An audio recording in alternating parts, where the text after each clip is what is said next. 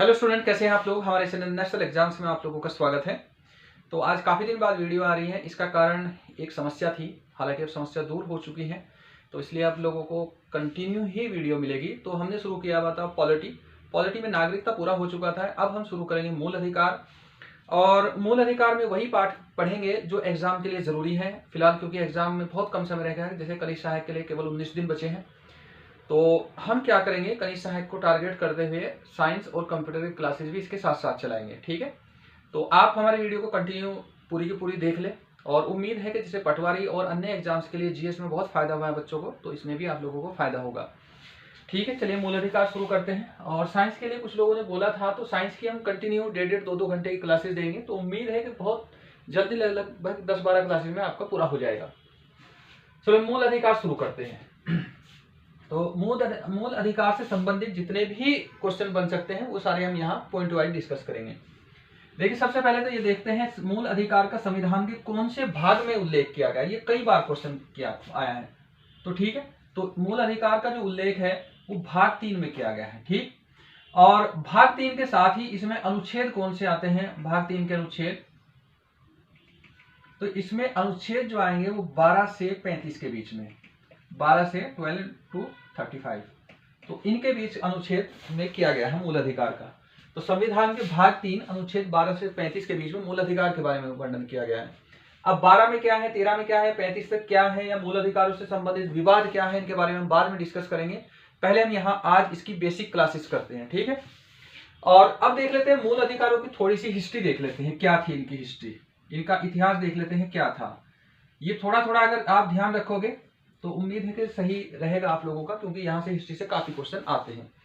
सबसे पहले जो मूल अधिकार का उल्लेख किया गया था 1215 में था। ये क्लियर तो मूल अधिकार नहीं थे। 1215 में ब्रिटेन के जो राजा थे, ब्रिटेन में राजा थे जॉन। ठीक है, राजा जॉन। तो वहां के नागरिकों ने क्या किया, उन्हें घेर कर उनसे एक अधिकार पत्र पर साइन कराए, और उसे कहा गया मैग्ना कार्टा, और तब से ही मूल अधिकारों का मैग्ना कार्टा वो कहा जाता है। तो वहां के लोगों ने क्या कराया था, 1215 में मैग्ना कार्टा पे साइन कराए थे राजा जॉन के, मैग्ना कार्टा। तो इसलिए माना जाता है कि सबसे पहले मूल अधिकारों का जो उल्लेख हुआ कहाँ, ब्रिटेन में शुरुआत की गई मूल अधिकारों के बारे में। ठीक है, और इसे मूल अधिकारों का पहला लिखित दस्तावेज माना जाता है। ठीक है, मूल अधिकारों का क्या है, ये पहला लिखित दस्तावेज। उससे पहले मूल अधिकारों के बारे में बोल दिया, बात खत्म होगी, और उन्हें कोई मानता भी नहीं था। ये पहला लिखित दस्तावेज था जो सरकार द्वारा जारी किया गया था, या राजा द्वारा जारी किया गया था। ठीक है, ब्रिटेन में ही एक और आया था बिल ऑफ राइट्स, ये 1689 में आया था, तो उसकी इतनी कोई जरूरत नहीं है अभी करने की। अब देख लेते हैं यहाँ, इसके बाद ये तो ब्रिटेन के बारे में हो गया इतना। अब मूल अधिकारों से संबंधित अमेरिका में क्या हुआ था, फ्रांस में क्या हुआ। देखिए यहाँ फ्रांस में क्या हुआ 1789 में। ठीक है, 1789 में क्या हुआ, मानव व नागरिक अधिकारों की घोषणा की गई। मानव व नागरिक अधिकारों की घोषणा की गई। मानव व नागरिक अधिकारों की घोषणा, अधिकारों की घोषणा। तो ये घोषणा की गई थी, यही मूल अधिकार का फ्रांस में आधार माना गया था। कब, ये फ्रांस की क्रांति का समय था उस टाइम पर, और यही तभी वहां मानव अधिकारों की घोषणा की गई थी।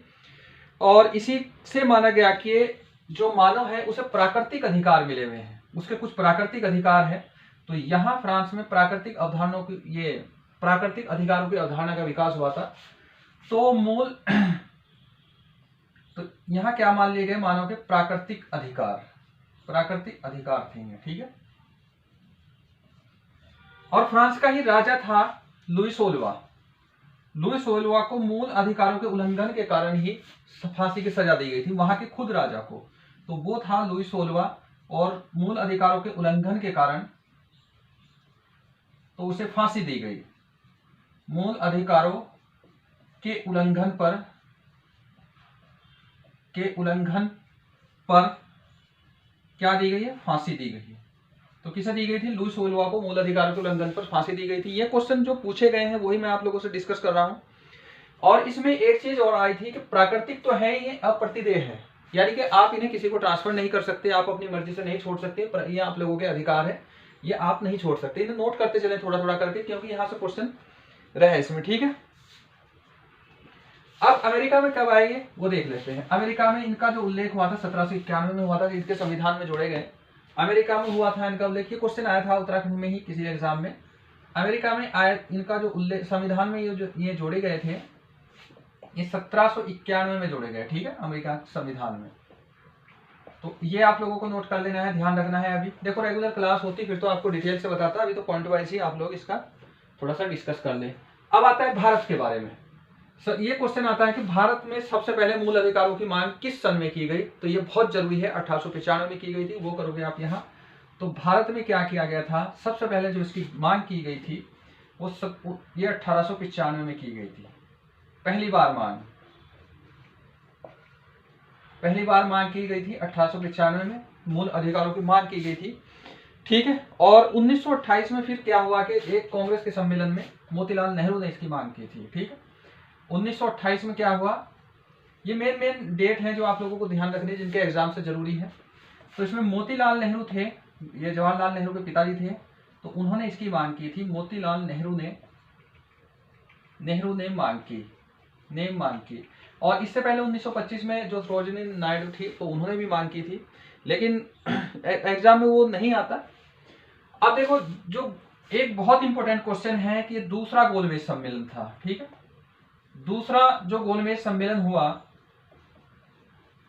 गोलमेज सम्मेलन तो आप लोगों को पता ही है कि इसमें पहले महात्मा गांधी गए थे, एकमात्र सम्मेलन है जिसमें कांग्रेस के सदस्य शामिल हुए थे, कांग्रेस शामिल हुई थी। दूसरे गोलमेज सम्मेलन में गांधी जी ने इसकी मांग की थी, महात्मा गांधी जी ने इनकी मांग की थी भारत में कि मूल अधिकारों का व्यक्तियों के लिए उन्हें मूल अधिकार दिए जाए, ठीक है। ये इसकी थोड़ी सी हिस्ट्री है, यहाँ से उम्मीद है कि शायद पॉइंट वाइज अगर रहेगा तो आप लोगों को क्वेश्चन मिलेंगे इसमें, क्योंकि मूल अधिकार बहुत बड़ा टॉपिक है ये, और वहां से आगे से करेंगे इसमें, ठीक। अब देख लेते हैं इसमें जो सबसे पहले आता है अनुच्छेद 12। अनुच्छेद 12 होता क्या है और यह किसके बारे में है वो। और देखो बाद में फिर कमेंट मत करना तुम, अनुच्छेद 12 कि ये कम कराया, ये कम इसलिए कराया कि एग्जाम में समय कम है और अभी के लिए इतना ही जरूरी है। और इसके बाद डिटेल क्लास आप लोगों को मिल जाएगी और सारी क्लासेस फ्री रहेगी। और हाँ एक चीज और है, काफी बच्चों के कमेंट आ रहे थे कि कहीं उन्हें टेस्ट प्रोवाइड करा दिया जाए, या जो भी अभी जीएस का है, जैसे जीएस का अभी ये पैटर्न चेंज हो रहा है, या जीएस का जो लेवल है, क्योंकि हमारी जीएस बड़ी जबरदस्त रही है और एग्जाम में लगभग 70 से 90% के बीच में हमारी जो डायरेक्ट क्लासेस है उन्हें मिला है। तो जीएस के लिए हम कोशिश करेंगे आप लोगों को प्रोवाइड कराना। अभी देहरादून में जो राव आईएएस क्लासेस है, तो वहाँ हर सैटरडे हम सोच रहे हैं कि वहाँ आप लोगों के लिए कंप्लीट टेस्ट देंगे 100 नंबर का, जैसा आयोग बनाता है उसी लेवल का बनाएंगे। जीएस का खासकर उसमें ध्यान रखा जाएगा। उत्तराखंड तो आसान ही आता है, वही परीक्षा वाणी से कवर हो जाएगा। हिंदी का लेवल ठीक ठाक रखेंगे, तो जो उसी पैटर्न का रहेगा। एग्जाम से पहले आप लोगों को उम्मीद है कि एग्जाम के तरीके का क्वेश्चन पेपर मिल जाएगा, शायद नेक्स्ट सैटरडे से वहां शुरू हो जाए, तो आप कांटेक्ट कर लेना दिए गए नंबर पे, तो उम्मीद करेंगे आप लोगों को फायदा होगा। अब देखते हैं अनुच्छेद। अनुच्छेद में जो दिए गए हैं वो राज्य की परिभाषा दी गई है। राज्य की परिभाषा देखो, यहाँ राज्य से मतलब ये नहीं कि यहाँ राज्य जैसे आप लोग सोच रहे होंगे उत्तर प्रदेश राज्य, उत्तराखंड राज्य है। यहाँ राज्य से परिभाषा ये नहीं, यहाँ आपके अनुसार ये जो राज्य है ये देश है, ठीक है, ये कंट्री है एक, तो उसकी परिभाषा है। तो राज्य का मतलब होगा पूरा भारत देश। अब यहाँ इसमें अनुच्छेद इसमें दी गई है कि राज्य की परिभाषा है, क्योंकि राज्य के अंदर ही आप लोगों को मूल अधिकार मिल रहे हैं, तो राज्य की परिभाषा यही दी गई है। और राज्य की परिभाषा में कौन कौन है, अब ये देख लो। राज्य में माना गया कि इसमें ये केंद्र सरकार, भारत सरकार व संसद, एक तो मान लिया इसमें मेन इसमें क्या रहेगा, भारत सरकार व संसद, ठीक है, इन्हें इसमें मान लिया कि ये राज्य हैं, इनके अंग सारे राज्य हैं। और मूल अधिकार में अगर ये कोई हनन करेंगे व्यक्तियों का या मूल अधिकारों का, तो इनके खिलाफ सुप्रीम कोर्ट में जाएगा। तो इसलिए यहाँ राज्य को क्लियर बता दिया गया कि राज्य होगा कौन कौन, यह हम बहुत शॉर्ट में करेंगे। अब इसके अलावा राज्य सरकार या इसे हिंदी में कहें प्रांतीय सरकार कह सकते हैं। राज्य सरकार का मतलब वो होगा जैसे उत्तराखंड राज्य है या उत्तराखंड प्रांत है, तो ये मानना यहाँ राज्य का मतलब होगा पूरा देश, यानी कि पूरी भारत देश। यहां रहेगा राज्य सरकार व विधानमंडल, ये भी राज्य के अंतर्गत आएगा, राज्य की परिभाषा में आएगा, ठीक है। अब ये अगर कोई ये मूल अधिकारों का हनन करती है तो इनके भी खिलाफ जाया जाएगा कोर्ट में। इसके अलावा स्थानीय प्राधिकारी आते हैं। स्थानीय प्राधिकारी ये भी राज्य के अंदर आएंगे। स्थानीय प्राधिकारी में देखो कौन कौन आएंगे। मान लो इसमें नगर पालिका बोर्ड भी आएगा, वो भी इसमें ही आएगा कि क्योंकि तुमने कहीं अगर कुछ गलत कर दिया या घर बाहर कर दिया तो वो तोड़ने आ जाएंगे, या फिर कुछ और करने आ जाए तो ये भी राज्य होगा। तो इसीलिए क्या किया गया कि ये भी इन्हें भी, ये अगर मूल अधिकारों का हनन करते हैं तो इनके खिलाफ भी जाएंगे। इसका माना जाएगा कि ये राज्य ने तुम्हारे खिलाफ तुम्हारे अधिकारों का हनन किया है। इसमें क्या क्या आ सकता है, नगर पालिका आ सकती है, नगर पालिका आएगी, ठीक है। और जो भी पंचायत बोर्ड आएंगे वो भी आ जाएगा, पंचायत बोर्ड आएगी, ठीक है, पंचायत बोर्ड आएगी। ऐसे ही बहुत सारी चीजें हैं जो आ जाएगी इसमें, ठीक। तो इसमें क्या होगा, ये स्थानीय प्राधिकारी बोलते हैं। तो इसके बाद अन्य आएगा, अन्य प्राधिकारी। अन्य प्राधिकारी ये असल में मैं इस लैंग्वेज में इसलिए लिख रहा हूं क्योंकि आजकल जो पटवारी का एग्जाम आ रहा है तो उसमें ऐसे टाइप के ऑप्शन देंगे, ऐसी भाषा का यूज किया जाएगा, तो इसलिए ये लिखनी पड़ी, मजबूरी है। अब देखो अन्य प्राधिकारी में बहुत सारे आते हैं, जैसे ओएनजीसी मान लो, ओएनजीसी ये भी राज्य होगा क्योंकि कंपनी की है। और इसके अलावा अगर बहुत सारी जो सरकारी कंपनियां होंगी वो भी राज्य के अंतर्गत आएगी। तो कहने का मतलब ये है कि जो भी राज्य के अंग होंगे, जैसे मान लो कोई अधिकारी होगा, डीएम, एसडीएम, वो सब राज्य के अंतर्गत आएगा, यानी कि कार्यपालिका पूरी की पूरी राज्य के अंतर्गत आएगी।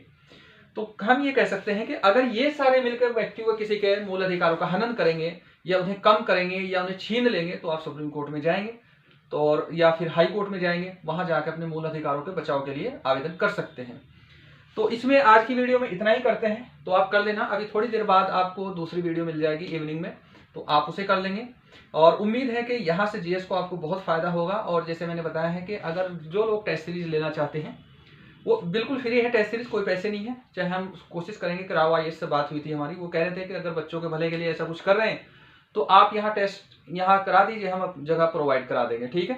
तो वहाँ आप देख लेना, वहां से जाकर टेस्ट मिल जाएंगे आप लोगों को। चाहे तो आप अपने घर लगा लेना या वहीं बैठ कर लगा लेना, जैसी भी सुविधा होगी ऐसा हो जाएगा। और बाकी आपको ये नया जो एग्जाम पैटर्न है उसके हिसाब से तैयारी करनी पड़ेगी। तो पुरानी जो पैटर्न था वो खत्म होगा। अब मैंने बहुत पहले बोला था, पिछली वीडियो में बोला था, मेरी उठा के देख लेना कि कुछ कोचिंग्स हैं जो बंद हो जाएंगे और कुछ यूट्यूब चैनल है जो बंद हो जाएंगे। उनके नाश के कारण वही बनेंगे, क्योंकि वो पुराने ढर्रे पर आज तक चल रहे हैं, जिन्होंने कभी सिविल की क्लास नहीं की, एक छोटी कहीं से खुद एक किताब पढ़ी और जाकर वही छपवा दिया। देखो कोई भी चीज पढ़ाने के लिए एनालिसिस करना पड़ता है। अब जो भी पढ़ा रहा अच्छा ही पढ़ा रहा, लेकिन ये है कि कहीं अगर आलतू फालतू पढ़ने के बजाय ये है कि अच्छा पढ़ो, सेट पढ़ो, अपना सिलेबस बिल्कुल क्लियर रखो, सिलेबस सामने रखो, उसके हिसाब से ही पढ़ो और एग्जाम का पैटर्न देखते रहो कि कैसा बदल रहा है, ठीक है। तो चलिए मिलते हैं नेक्स्ट वीडियो में।